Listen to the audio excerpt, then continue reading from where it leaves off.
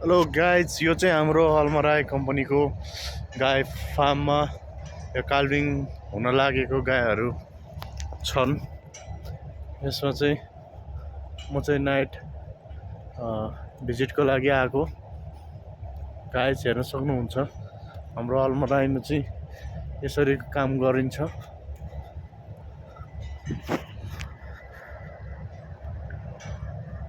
ल हेर्न सक्नुहुनेछ,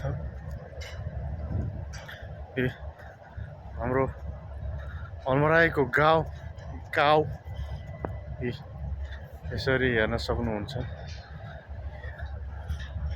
गाइज।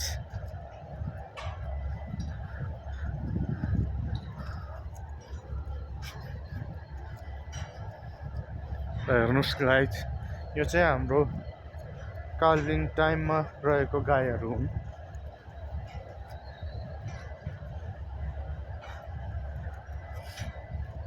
ल हेर्नुहोस्, आरामले सुतेर बसेको छन्।